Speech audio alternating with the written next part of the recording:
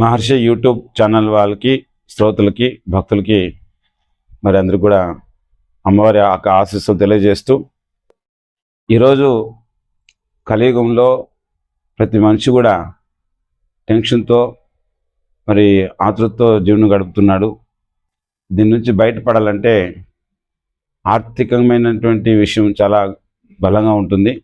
దాని నుంచి మనం బయట పొందాలంటే పూజ అనేది చాలా అవసరం. భగవంతుని పూజ చేసి మెప్పించి మనం ధనం ఎట్లా సంపాదించాలో దాని గురించి తెలియజేస్తున్నాడు ఈ శాస్త్రంలో. శ్రద్ధావాన్ లభితే జ్ఞానం. ఏదైనా లభించాలంటే శ్రద్ధ ఉండాలంటారు. మనం పూజని శ్రద్ధాభక్తులతో చేయగలిగితే, ఉపాసించగలిగితే, మంత్రానుష్ఠానం చేయగలిగితే ఆ అధిదేవం అనేది కంపల్సరిగా సిద్ధిస్తుంది. ఇప్పుడు చూడండి, ఆర్థికంగా చాలామంది ఇబ్బందులు ఉంటాయి. మీరేం లేదు, రోజు సాయంత్రం పూట శ్రీ సూక్తం పారాయణ చేయండి. అమ్మవారి యొక్క వర్ణన అనమాట అది. అలాగే అన్నపూర్ణ స్తోత్రం ఇంట్లో వీలైనప్పుడు మీరు పుస్తకాల్లో ఉంటాయి. అన్నపూర్ణ స్తోత్రం కూడా పారాయణ చేయండి. జగద్గురు శంకరాచార్య వారు అన్నపూర్ణ స్తోత్రం చేశారు. ఎవరైతే అన్నపూర్ణ స్తోత్రం కానీ శ్రీ సూక్తం కానీ ఇంట్లో శాస్త్రోక్తంగా విధి విధానంతో పారాయణ చేస్తారో వాళ్ళకి దరిద్రం మాటకు ఉండదు, అన్నలేహం అనేది ఉండదు అని మన పురాణాలు చెప్తున్నాయి, ఉపనిషత్తులు కూడా చెప్తున్నాయి. అందుకని మనకి నవవిధ భక్తుల్లో కూడా చెప్తుంది, శ్రవణం కీర్తనం విష్ణు స్మరణం పాదసేవనం అర్చనం దాస్యం సఖ్యం ఆత్మనివేదనం అంటుంది. అర్చనం అంటే పూజా విధానం. అది కూడా భక్తుల్లో ఓ భక్తి, నవవిధ భక్తుల్లో ఓ భక్తి.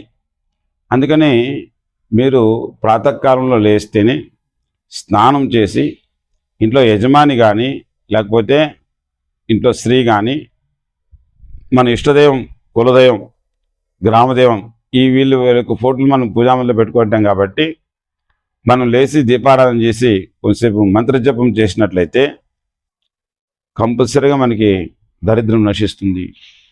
మనకి ఎవరికైనా అప్పులు ఇచ్చినా కూడా అప్పుల బాధలు కూడా మెల్లమెల్లగా నివారణ అవుతాయి.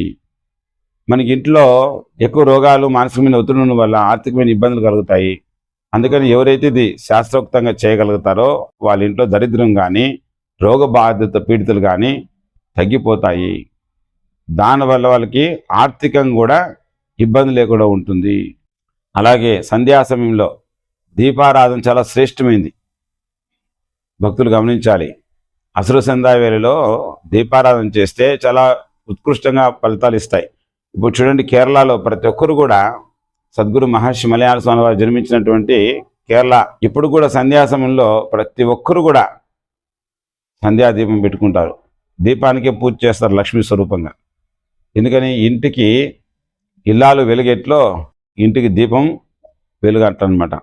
అందుకని ప్రతి ఒక్కరు కూడా శ్రీ సూక్తాన్ని విధి విధానంగా పారాయణ చేయడం, అట్లా లేని పక్షంలో సంధ్యా దీపం వెలిగించి మనం కొద్దిసేపు శ్రీ దగ్గర కూర్చొని జపం చేసినట్లయితే కంపల్సరీగా మనకి ఆర్థికమైన విషయాల నుంచి బయటపడతాం.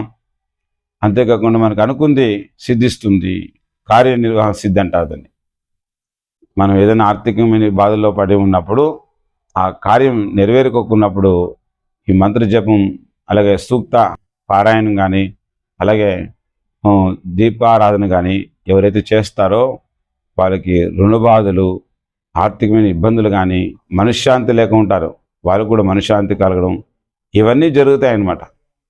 కాకపోతే విశ్వాసంతో చేయాలి, శ్రద్ధతో చేయాలి. ఒకరోజు 2 రోజులు చేస్తే కాదు, కనీసం ఒక 20 రోజులు అయితే ఒక వారం రోజులు, 7 రోజులు కానీ 20 రోజులు కానీ అట్లా కంటిన్యూగా చేయగలిగితే మెల్లమెల్లగా ఆ ఫలితాన్ని పొందుతారని మనం పురాణం తెలియజేస్తుంది. కాబట్టి స్తోత్రులందుకు మళ్ళీ తెలియజేస్తున్నాం. ఆర్థికమైన ఇబ్బందులు ఉన్నవాళ్ళు, అలాగే ఆధ్యాత్మిక మార్గంలో ప్రయాణం చేసేవాళ్ళు, రెండోది భగవన్నామం మంత్రజపం చేసినట్లయితే ఆ మంత్రానుకూల శక్తి మన ఒంట్లో ప్రవేశించి మనకి ఒంట్లోకి ప్రవేశించి మానసికమైన ఒత్తిడిని పోగొడతాయి, ఇంట్లో ప్రవేశించి దరిద్రాన్ని పోగొడతాయని పురాణం చెప్తుంది. కాబట్టి భక్తులందరూ కూడా అమ్మ ఆశీస్సులు తెలియజేస్తుంది. హరి ఓం, హరి ఓం, హరి.